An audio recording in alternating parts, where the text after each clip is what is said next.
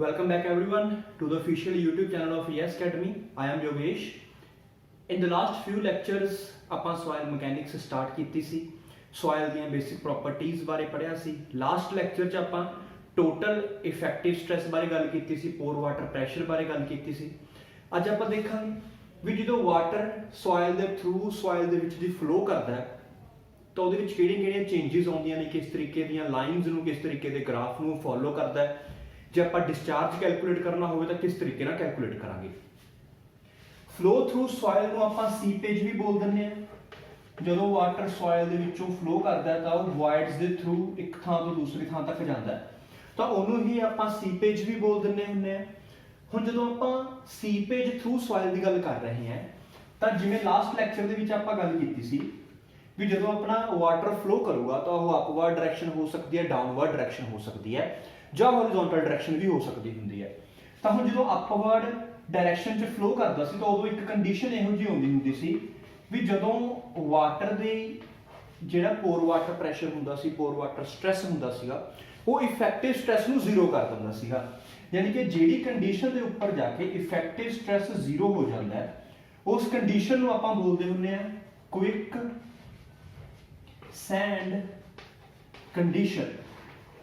Last lecture ਦੇ ਵਿੱਚ ਆਪਾਂ ਕੀ ਗੱਲ ਕੀਤੀ ਸੀ, ਇੱਕ ਪੁਆਇੰਟ ਪੜਿਆ ਸੀ ਜਿੱਥੇ ਸਿਗਮਾ ਬਾਰ ਕੀ ਹੋ ਜਾਂਦਾ ਸੀ, ਜ਼ੀਰੋ ਹੋ ਜਾਂਦਾ ਸੀ। ਉਸ ਕੰਡੀਸ਼ਨ ਨੂੰ ਆਪਾਂ ਬੋਲਦੇ ਹੁੰਦੇ ਕੁਇਕ ਸੈਂਡ ਕੰਡੀਸ਼ਨ। ਇਹੀ ਕੰਡੀਸ਼ਨ ਡਿਫਰੈਂਟ ਸੋਇਲ ਸਟਰਕਚਰ ਦੇ ਫੇਲਿਅਰ ਦਾ ਕਾਰਨ ਬਣਦੀ ਹੁੰਦੀ ਹੈ, ਕੁਇਕ ਸੈਂਡ ਕੰਡੀਸ਼ਨ। ਤਾਂ ਹੁਣ ਅੱਜ ਆਪਾਂ ਜਦੋਂ ਸੀਪੇਜ ਥਰੂ ਸੋਇਲ ਦੇਖਣਾ ਹੈ ਤਾਂ ਸੀਪੇਜ ਥਰੂ ਸੋਇਲ ਦੇਖਣ ਦੇ ਵਿੱਚ ਸਭ ਤੋਂ ਪਹਿਲਾ ਕੰਮ ਆਪਾਂ ਇਹ ਦੇਖਾਂਗੇ ਵੀ ਕੀ ਕਿਸੇ ਪੁਆਇੰਟ ਉੱਤੇ ਕੁਇਕ ਸੈਂਡ ਕੰਡੀਸ਼ਨ ਡਿਵੈਲਪ ਤਾਂ ਨਹੀਂ ਹੋ ਰਹੀ। ਜੇ ਕੁਇਕ ਸੈਂਡ ਕੰਡੀਸ਼ਨ ਡਿਵੈਲਪ ਹੋਊਗੀ ਫਿਰ ਆਪਾਂ ਪ੍ਰੀਵੈਂਟਿਵ ਮੈਜ਼ਰ ਯੂਜ਼ ਕਰਾਂਗੇ। ਪ੍ਰੀਵੈਂਟਿਵ ਮੈਜ਼ਰ ਜਿਵੇਂ ਆਪਾਂ ਪੜ੍ਹੇ ਸੀ ਲਾਸਟ ਲੈਕਚਰ 'ਚ, ਜਿਵੇਂ ਇੱਕ ਤਾਂ ਆਪਾਂ ਜਿਹੜਾ ਨੀਚੇ ਫਲੋਰ ਹੁੰਦਾ ਸੀ, ਬੇਸ ਹੁੰਦਾ ਸੀ ਡੈਮ ਦਾ, ਉਹਨੂੰ ਬਹੁਤ ਜ਼ਿਆਦਾ ਲੰਬਾ ਕਰ ਦਿੰਦੇ ਸੀ, ਜਾਂ ਆਪਾਂ ਕੀ ਕਰਦੇ ਹੁੰਦੇ ਸੀਗੇ ਬੇਸ ਦੇ ਉੱਪਰ ਇੱਕ ਪਾਈਲ ਇੰਟਰੋਡਿਊਸ ਕਰ ਦਿੰਦੇ ਸੀਗੇ, ਸ਼ੀਟ ਪਾਈਲ। ਇਹ ਦੋ ਮੈਜ਼ਰਸ ਪੜ੍ਹੇ ਸੀ। ਤੀਸਰਾ ਮੈਜ਼ਰ ਆਪਾਂ ਕੀ ਪੜ੍ਹਿਆ ਸੀਗਾ, ਜਿਹੜੀ E ਹੁੰਦੀ ਸੀਗੀ ਕਿਸ ਸਾਈਡ ਦੀ, ਡਾਊਨਸਟ੍ਰੀਮ ਐਂਡ ਦੀ ਜਿਹੜੀ E ਦੀ ਵੈਲਿਊ ਹੁੰਦੀ ਸੀ ਉਹਨੂੰ ਆਪਾਂ ਬਹੁਤ ਜ਼ਿਆਦਾ ਘਟਾ ਦਿੰਦੇ ਸੀਗੇ। E ਜਾਨੀ ਕਿ ਸੋਇਲ ਨੂੰ ਕੰਪੈਕਟ ਕਰ ਦਿੰਦੇ ਸੀ, ਉਹਦੇ ਨਾਲ I ਕ੍ਰਿਟੀਕਲ ਵੱਧ ਜਾਂਦਾ ਸੀਗਾ। ਤਾਂ ਇੱਕ ਵਾਰੀ ਪਿਛਲੀ ਵੀਡੀਓ ਨੂੰ ਜ਼ਰੂਰ ਰਿਵਾਈਜ਼ ਕਰ ਲਿਓ ਤਾਂ ਕਿ ਤੁਹਾਡੇ ਕਨਸੈਪਟਸ ਧਿਆਨ 'ਚ ਰਹਿਣ। ਅੱਜ ਜਿਹੜਾ ਆਪਾਂ ਸੀਪੇਜ ਥਰੂ ਸੋਇਲ ਨੂੰ ਸਟਾਰਟ ਕਰਨਾ ਹੈ, ਇਹਦੇ ਵਿੱਚ ਮੇਨਲੀ ਆਪਾਂ ਕੀ ਚੀਜ਼ਾਂ ਦੇਖਣੀਆਂ ਨੇ ਵੀ ਜਦੋਂ ਵਾਟਰ ਫਲੋ ਕਰੂਗਾ ਸੋਇਲ ਵਿੱਚ ਤਾਂ ਉਹ ਕਿਸ ਤਰੀਕੇ ਦਾ ਗ੍ਰਾਫ ਫਾਰਮ ਕਰੂਗਾ, ਕਿਸ ਤਰੀਕੇ ਦੀ ਡਾਇਰੈਕਸ਼ਨ ਲਊਗਾ। ਤਾਂ ਇਹਦੇ ਵਿੱਚ ਸਭ ਤੋਂ ਪਹਿਲਾਂ ਆਪਾਂ ਇਹਨੂੰ ਸਟਾਰਟ ਕਰ ਸਕਦੇ ਹਾਂ ਯੂਜ਼ਿੰਗ ਲੈਪਲੇਸ ਇਕੁਏਸ਼ਨ। ਮੋਸਟਲੀ ਬੱਚਿਆਂ ਨੂੰ ਮੈਥ ਦੀ ਇਸ ਇਕੁਏਸ਼ਨ ਤੋਂ ਡਰ ਲੱਗਦਾ ਹੁੰਦਾ, ਲੈਪਲੇਸ ਇਕੁਏਸ਼ਨ ਤੋਂ। ਆਪਾਂ ਵੀ ਇਹਦੀ ਕੋਈ ਡਿਟੇਲ 'ਚ ਗੱਲ ਨਹੀਂ ਕਰਨੀ, ਆਪਾਂ ਸਿਰਫ ਬੇਸਿਕ ਪੜ੍ਹਨਾ ਲੈਪਲੇਸ ਇਕੁਏਸ਼ਨ ਬਾਰੇ। ਲੈਪਲੇਸ ਨੇ ਇੱਕ ਇਕੁਏਸ਼ਨ ਦਿੱਤੀ ਸੀ ਜਿਹਨੂੰ ਆਪਾਂ ਸੋਇਲ ਦੀਆਂ ਟਰਮਸ 'ਚ ਇਸ ਤਰੀਕੇ ਨਾਲ ਲਿਖ ਸਕਦੇ ਹਾਂ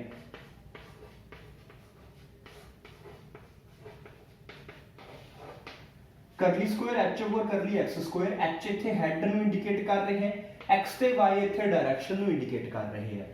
ਇਹ ਇਕੁਏਸ਼ਨ ਵੈਲਿਡ ਹੁੰਦੀ ਹੈ ਫॉर ਹੋਮੋਜੀਨੀਅਸ ਆਈਸੋਟ੍ਰੋਪਿਕ ਮਟੀਰੀਅਲ।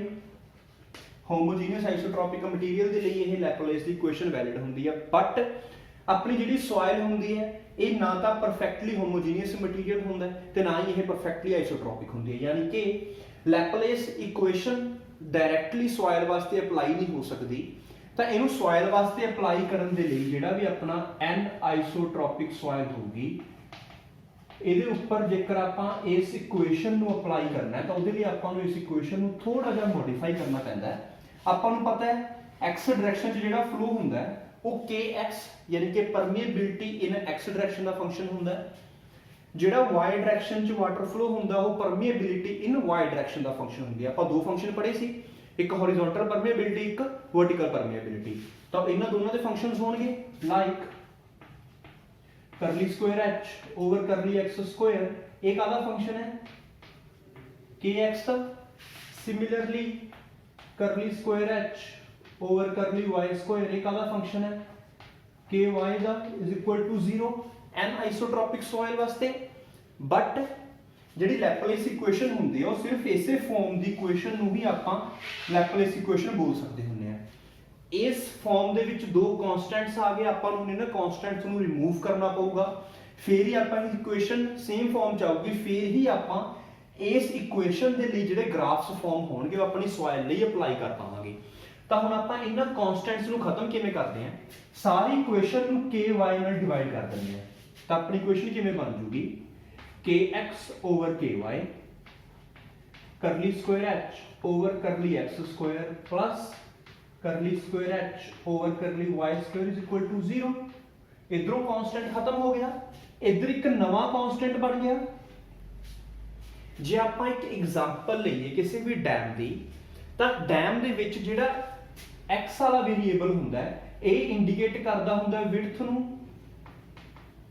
जिहड़ा वाई वाला वेरीएबल हुंदा है ये इंडिकेट करदा हुंदा हाइट नूं। 2D दे विच जो आपां डैम नूं देखदे इस तरीके नाल ही हुंदा है, एक्स डायमेंशन विड्थ नूं इंडिकेट करदा हुंदा, वाई डायमेंशन हाइट नूं इंडिकेट करदा हुंदा है। तो आपां इहदे विच विड्थ दे नाल जे विड्थ नूं किस वैल्यू नाल चेंज करिए भी ये सारी इक्वेशन इस लैपलेस इक्वेशन च कन्वर्ट हो जाए। की कहना चाह रहे हैं इत्थे, लाइक जे मैं इस इक्वेशन को इस तरीके नाल लिख ला over K Y over K X into curly X square curly square H over curly Y square is equal to 0। इस तरीके नाल लिख सकते हैं। हुण एक डेरिवेटिव है, जे मैं कांस्टेंट नूं डेरिवेटिव दे अंदर मल्टीप्लाई करदा तो इस डेरिवेटिव नूं कोई फर्क नहीं पैना। कांस्टेंट नूं जे आपां डेरिवेटिव च मल्टीप्लाई करदे कोई फर्क नहीं पैंदा हुंदा। तां की मैं इस इक्वेशन नूं इस तरीके नाल लिख सकदा curly square H over under root of K Y over K X into X curly plus curly square H over curly Y square is equal to 0। इस तरीके नाल लिख सकते हैं। यानी कि आपां की कीता विड्थ ऑफ डैम नूं जे मैं under root of K Y over K x नाल मल्टीप्लाई करदा तां जिहड़ी भी मेरे कोल फाइनल वैल्यू बचूगी ਉਹਨੂੰ मैं डायरैक्टली लैपलेस इक्वेशन के सॉल्यूशन च पुट कर सकदा। आपां की कीता सब तो पहला एनिसोट्रॉपिक सॉइल वास्ते लैपलेस इक्वेशन बनाई, फिर उस लैपलेस इक्वेशन नूं कन्वर्ट किया स्टैंडर्ड लैपलेस इक्वेशन ताकि जेडे भी अपने कंप्यूटर तो जेडे भी अपने सॉफ्टवेयर तो आपां लैपलेस इक्वेशन का सोल्यूशन कटांगे उहदे विच आपां डायरैक्टली जे विड्थ की वैल्यू यानी कि मेरी हुण विड्थ कितनी होगी, नवीं विड्थ चेंज होगी, कितनी होगी under root of K Y over K X into previous width जी मेरी नवी विड्थ है एक्स डैश लिख लेने हैं तो वो मेरी कितनी होगी के Y over K X into x. ये की हो गया हुण मेरी जी सारी इक्वेशन है कन्वर्ट होगी स्टैंडर्ड लैपलेस इक्वेशन ते स्टैंडर्ड लैपलेस इक्वेशन का सोल्यूशन हुण डायरैक्टली अप्लाई हो पाऊगा इन्हां सॉइल्स के ऊपर। क्लीयर हो गया। तो ये आपां इस तो बाद हुण जदों आपां नूं साफ पता लग रहा है भी ये विच 2 पावर है, जे पावर 2 है तो यानी कि जिहड़ा भी ग्राफ बनूगा वो ग्राफ लीनियर नहीं होगा, वो ग्राफ दी इक्वेशनस पैराबोलिक होणगियां, कर्व्ड होणगियां, यानी कि 2 डिग्री इक्वेशन बनूगी इस ग्राफ की। तो सॉइल दे लई जदों आपां इह सोल्यूशन दा ग्राफ बना के देखांगे तो किस तरीके नाल बनूगा, देखो लाइक दिस। कुछ लाइनां होणगियां एक्स डायरेक्शन च, कुछ लाइनां होणगियां वाई डायरेक्शन च। ये मैं खुद अज्यूम कीतियां लाइन्स दी डायरेक्शन इस तरीके नाल भी हो सकती है, हो सकता है कुछ लाइन्स इस तरीके नाल होण, कुछ लाइन्स इस तरीके नाल होण। क्लियर। तो इस तरीके का सोल्यूशन ग्राफ बनूगा कुछ इन्हां लाइन्स का। किवें पता लग गया 2 लाइन्स ने क्योंकि एक्स ते वाई 2 वेरिएबल्स है तो 2 लाइन्स होणगियां प्लस उन्हां दी पावर भी 2 है तो यानी कि सोल्यूशन हमेशा 2 निकलणगे। जे सोल्यूशन 2 निकलणगे यानी कि 2 लाइन्स फॉर्म होणगियां। जदों आप इहदा ग्राफ बना के देखिया तो इस तरीके का ग्राफ बनदा है। इस ग्राफ नूं आपां बोलदे हां फ्लो नेट। जिहड़ी भी आपां सॉइल यूज कीती सी, सॉइल दा जदों लैपलेस इक्वेशन दा आपां सोल्यूशन लिया तो उस सोल्यूशन नूं आपां बोलदे हां फ्लो नेट। इहदे विच 2 लाइन्स हुंदियां ने, जिहड़ियां तां lines along the direction of flow हुंदियां ने, जे फ्लो इस तरीके नाल लईए आपां, जिहड़ियां तां along the direction of flow होणगियां इन्हां लाइन्स नूं आपां बोलदे हां फ्लो लाइन्स, ਜਾਂ ਆਪਾਂ ਇਹਨੂੰ ਸਟ੍ਰੀਮ ਲਾਈਨਸ ਵੀ ਬੋਲ ਦਿੰਦੇ ਆ। ਐਫਐਮ ਚ ਗੱਲ ਕੀਤੀ ਸੀ ਆਪਾਂ ਸਟ੍ਰੀਮ ਲਾਈਨਸ ਬਾਰੇ। ਫਲੋ ਲਾਈਨਸ ਜਿਹੜੀਆਂ ਵਰਟੀਕਲ ਲਾਈਨਸ ਹੁੰਦੀਆਂ ਨੇ ਜਾਂ y ਡਾਇਰੈਕਸ਼ਨ ਵਾਲੀਆਂ ਲਾਈਨਸ ਹੁੰਦੀਆਂ, ਇਹ ਹੁੰਦੀਆਂ ਇਕੁਈ ਪੋਟੈਂਸ਼ੀਅਲ ਲਾਈਨਸ। ਜਿਵੇਂ ਨਾਮ ਤੋਂ ਹੀ ਕੁਝ ਕਲੀਅਰ ਹੋ ਰਿਹਾ ਹੈ, ਇਕੁਈ ਪੋਟੈਂਸ਼ੀਅਲ, ਪੋਟੈਂਸ਼ੀਅਲ ਦਾ ਮਤਲਬ ਹੁੰਦਾ ਹੈਡ, ਇਕੁਈ ਮਤਲਬ ਸੇਮ, ਤਾਂ ਇਕੁਈ ਪੋਟੈਂਸ਼ੀਅਲ ਲਾਈਨਸ ਕਿਹੜੀਆਂ ਹੋਣਗੀਆਂ, ਜਿਹੜੀਆਂ ਲਾਈਨਸ ਦਾ ਹੈਡ, ਜਿਹੜੀਆਂ ਲਾਈਨਸ ਦਾ ਪ੍ਰੈਸ਼ਰ ਕੀ ਹੁੰਦਾਗਾ, ਸੇਮ ਹੁੰਦਾ ਹੈ। ਫਲੋ ਲਾਈਨਸ ਕਿਹੜੀਆਂ ਹੁੰਦੀਆਂ, ਜਿਹੜੀਆਂ ਇਹ ਇੰਡੀਕੇਟ ਕਰਨਗੀਆਂ ਵੀ ਫਲੋ ਕਿਸ ਡਾਇਰੈਕਸ਼ਨ 'ਚ ਹੈ। ਤਾਂ ਹੁਣ ਜੇ ਆਪਾਂ ਇਸ ਛੋਟੇ ਜਿਹੇ ਗ੍ਰਾਫ ਨੂੰ ਕੰਸੀਡਰ ਕਰਕੇ ਦੇਖੀਏ, ਗ੍ਰਾਫ ਨੂੰ ਸਟੱਡੀ ਕਰਕੇ ਦੇਖੀਏ, ਤਾਂ ਇਹਦੇ ਵਿੱਚ ਨੰਬਰ ਆਫ ਫਲੋ ਲਾਈਨਸ ਕਿੰਨਾ, 1 2 ਤੇ 3। ਜੇ ਮੈਂ ਫਲੋ ਚੈਨਲ ਦੇਖਾਂ ਤਾਂ ਹੁਣ ਵਾਟਰ ਇਹਦੇ ਵਿੱਚ ਦੀ ਫਲੋ ਕਰਕੇ ਇਦਾਂ ਜਾ ਸਕਦਾ ਹੈ, ਤਾਂ ਨੰਬਰ ਆਫ ਫਲੋ ਚੈਨਲਸ, ਜਿਹਨੂੰ ਆਪਾਂ NF ਨਾਲ ਡਿਨੋਟ ਕਰਾਂਗੇ ਤੇ ਅੱਗੇ ਆਪਾਂ ਨੂੰ ਲੋਡ ਪਊਗੀ, ਇਹ ਕੀ ਹੋਊਗਾ, ਨੰਬਰ ਆਫ ਫਲੋ ਚੈਨਲਸ। ਇਹ ਕੀ ਇੰਡੀਕੇਟ ਕਰੂਗਾ, ਵਾਟਰ ਦੇ ਫਲੋ ਕਰਨ ਲਈ ਕਿੰਨੇ ਪਾਥ ਅਵੇਲੇਬਲ ਹੈ। ਇਨ ਦਿਸ ਕੇਸ ਪਾਥ ਅਵੇਲੇਬਲ ਕਿੰਨੇ ਆ, 1 2 3 4, ਤਾਂ ਨੰਬਰ ਆਫ ਫਲੋ ਚੈਨਲਸ ਕਿੰਨੇ ਹੋ ਗਏ, 4। ਜੇ ਉਹਨੇ ਨੰਬਰ ਆਫ ਫਲੋ ਲਾਈਨਸ ਪੁੱਛਿਆ ਹੁੰਦਾ ਤਾਂ ਉਹ ਕਿੰਨੀਆਂ, 1 2 ਤੇ 3। ਵੱਧਦੀਆਂ ਵੀ ਜਾ ਸਕਦੀਆਂ, ਘਟ ਵੀ ਸਕਦੀਆਂ ਨੇ। ਇਹਦੇ ਵਿੱਚ ਤੁਸੀਂ ਜਿੰਨੀਆਂ ਵੀ ਫਲੋ ਚੈਨਲਸ ਪੋਸੀਬਲ ਹੋਣਗੇ ਸਾਰੇ ਦੇ ਸਾਰੇ ਕੰਸੀਡਰ ਕਰੋਗੇ। ਜੇ ਮੈਂ ਇਕੁਈ ਪੋਟੈਂਸ਼ੀਅਲ ਲਾਈਨਸ ਦੇਖਾਂ ਤਾਂ ਇਹਦੇ ਵਿੱਚ ਇਕੁਈ ਪੋਟੈਂਸ਼ੀਅਲ ਲਾਈਨਸ ਕਿੰਨੀਆਂ, 1 2 ਤੇ 3। ਮੋਸਟਲੀ ਬੱਚੇ ਉਲਝ ਜਾਂਦੇ ਨੇ ਕਿ ਕਿਵੇਂ ਗਿਣਤੀ ਕੀਤੀ ਜਾਵੇ, ਤਾਂ ਜਿਹੜੀ ਸਭ ਤੋਂ ਵੱਡੀ ਵਾਲੀ ਫਲੋ ਲਾਈਨ ਹੋਊਗੀ, ਕਿਉਂਕਿ ਇਹ ਲਾਈਨ ਇਸ ਤਰੀਕੇ ਨਾਲ ਹੁੰਦੀਆਂ ਨੇ ਹਮੇਸ਼ਾ, ਤਾਂ ਜਿਹੜੀ ਲਾਈਨ ਸਭ ਤੋਂ ਨੀਚੇ ਹੋਊਗੀ, ਸਭ ਤੋਂ ਵੱਡੀ ਹੋਊਗੀ, ਉਸ ਲਾਈਨ ਉੱਪਰ ਕਿੰਨੇ ਪੁਆਇੰਟ ਹੋਰ ਲੈਣਾ ਕੱਟ ਕੇ ਜਾ ਰਹੀਆਂ ਨੇ, ਆਪਾਂ ਸਿਰਫ ਉਹ ਪੁਆਇੰਟਸ ਕਾਊਂਟ ਕਰਾਂਗੇ। ਫੋਰ ਐਗਜ਼ਾਮਪਲ ਇਸ ਕੇਸ 'ਚ ਹੁਣ ਆਹ ਵਾਲੀ ਸਭ ਤੋਂ ਵੱਡੀ ਲਾਈਨ ਆਪਣੀ, ਤਾਂ ਇਹਨੂੰ ਕਿੰਨੇ ਲਾਈਨਸ ਕੱਟ ਕੇ ਜਾ ਰਹੀਆਂ, 1 2 3, ਤਾਂ ਯਾਨੀ ਕਿ number of equipotential lines ਨੂੰ ਆਪਾਂ ND ਨਾਲ ਡਿਨੋਟ ਕਰਾਂਗੇ। ਇਹਨੂੰ ਆਪਾਂ ਨਾਮ ਦੇਵਾਂਗੇ number of equipotential drops. Drop ਦਾ ਮਤਲਬ ਹੁੰਦਾ ਡਿੱਗਣਾ। ਇਕੁਈ ਪੋਟੈਂਸ਼ੀਅਲ ਲਾਈਨਸ ਕੀ ਇੰਡੀਕੇਟ ਕਰ ਰਹੀਆਂ, ਸੇਮ ਪ੍ਰੈਸ਼ਰ ਵਾਲੇ ਪੁਆਇੰਟਸ ਜਾਂ ਸੇਮ ਹੈਡ ਵਾਲੇ ਪੁਆਇੰਟਸ, ਤਾਂ ਇਹਨਾਂ ਨੂੰ ਆਪਾਂ ਡਿਨੋਟ ਕਰਾਂਗੇ ND ਨਾਲ, number of equipotential drops ਬੋਲਾਂਗੇ ਇਹਨੂੰ। ਤਾਂ ਇਹਨਾਂ ਦੀ ਇਸ ਕੇਸ 'ਚ ਵੈਲਿਊ ਕਿੰਨੀ ਹੈ, 3। ਕਲੀਅਰ। ਇਸੇ ਗ੍ਰਾਫ ਦੇ ਵਿਦ ਰਿਸਪੈਕਟ ਟੂ ਇਸੇ ਗ੍ਰਾਫ ਨੂੰ ਯੂਜ਼ ਕਰਕੇ ਆਪਾਂ ਇਹ ਦੇਖਾਂਗੇ ਵੀ ਜਿਹੜੀ ਵੀ ਆਪਣੀ ਸੋਇਲ ਹੋਊਗੀ, ਉਸ ਸੋਇਲ ਦੇ ਵਿੱਚ ਆਪਾਂ ਪਰਮੀਏਬਿਲਿਟੀ ਦੇ ਥਰੂ ਜਿਹੜਾ ਡਿਸਚਾਰਜ ਹੋਊਗਾ, ਵਾਟਰ ਦੀ ਪੈਸੇਜ ਹੋਊਗੀ, ਉਹ ਕਿਵੇਂ ਕੈਲਕੂਲੇਟ ਕਰਾਂਗੇ। ਹੁਣ ਜਦੋਂ ਇਹਦੇ ਵਿੱਚੋਂ ਵਾਟਰ ਦਾ ਡਿਸਚਾਰਜ ਕੈਲਕੂਲੇਟ ਕਰਨਾ ਹੈ, ਉਸ ਤੋਂ ਪਹਿਲਾਂ ਇਹ ਸਮਝੋ ਜਿਹੜੀ ਵੀ ਆਪਣੀ ਲੈਪਲੇਸ ਇਕੁਏਸ਼ਨ ਹੁੰਦੀ ਹੈ, ਇਹ ਹਮੇਸ਼ਾ ਆਪਾਂ ਨੂੰ ਹੈਡ ਲਾਸ ਕੈਲਕੂਲੇਟ ਕਰਕੇ ਦਿੰਦੀ ਹੈ। ਹੈਡ ਲਾਸ ਜਾਂ ਟੂ ਬੀ ਪ੍ਰੀਸਾਈਜ਼ ਇਹਨੂੰ ਆਪਾਂ એનર્ਜੀ ਲਾਸ ਬੋਲ ਸਕਦੇ ਹਾਂ।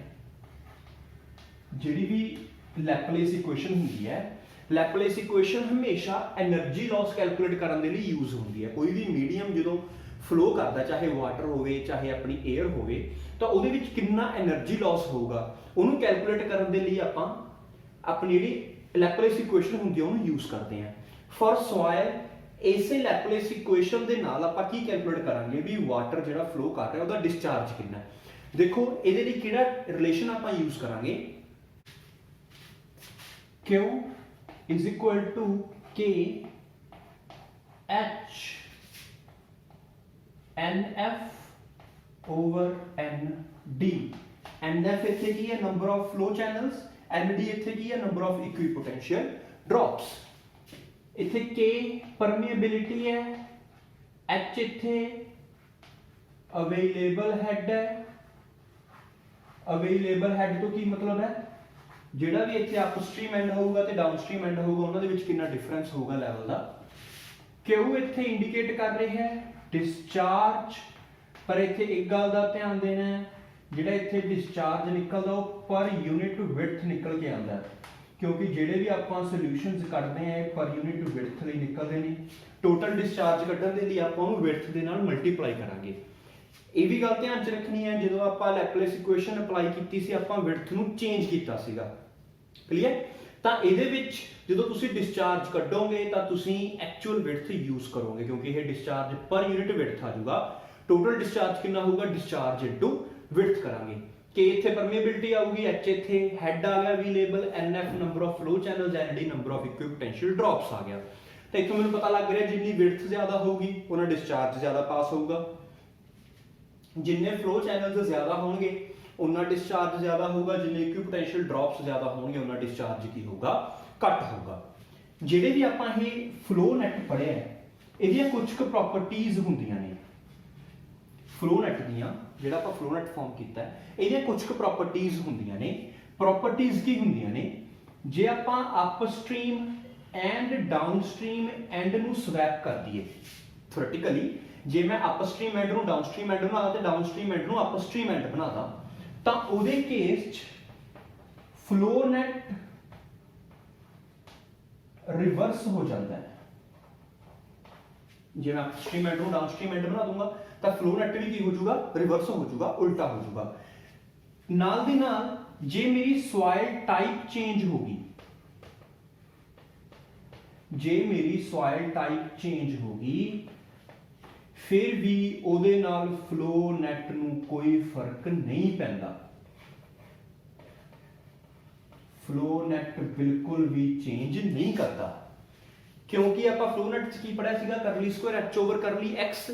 ਤੁਹਾਡਾ flow net ਸੀਗਾ ਉਹ ਹੈਡ ਦਾ ਤੇ ਜਿਹੜਾ ਆਪਾਂ ਨੇ ਡੈਮ ਕੰਸਟਰਕਟ ਕੀਤਾ ਉਹਦੇ x ਡਾਇਮੈਂਸ਼ਨ ਦਾ ਤੇ y ਡਾਇਮੈਂਸ਼ਨ ਦਾ ਫੰਕਸ਼ਨ ਸੀਗਾ। ਉਹਦੇ ਵਿੱਚ ਕਿਤੇ ਵੀ ਆਪਾਂ ਸੋਇਲ ਦੀਆਂ ਪ੍ਰੋਪਰਟੀਜ਼ ਦੀ ਗੱਲ ਨਹੀਂ ਕੀਤੀ। ਤਾਂ ਯਾਨੀ ਕਿ ਜੇ ਮੈਂ ਸੋਇਲ ਟਾਈਪ ਚੇਂਜ ਕਰ ਦਿੰਦਾ ਤਾਂ ਉਹਦੇ ਨਾਲ flow net ਚੇਂਜ ਨਹੀਂ ਹੁੰਦਾ, ਬਟ ਜੇ ਮੈਂ ਅਪਸਟ੍ਰੀਮ ਤੇ ਡਾਊਨਸਟ੍ਰੀਮ ਐਂਡ ਚੇਂਜ ਕਰ ਦੂੰਗਾ ਤਾਂ ਉਹਦੇ ਨਾਲ flow net ਰਿਵਰਸ ਹੋ ਜਾਊਗਾ।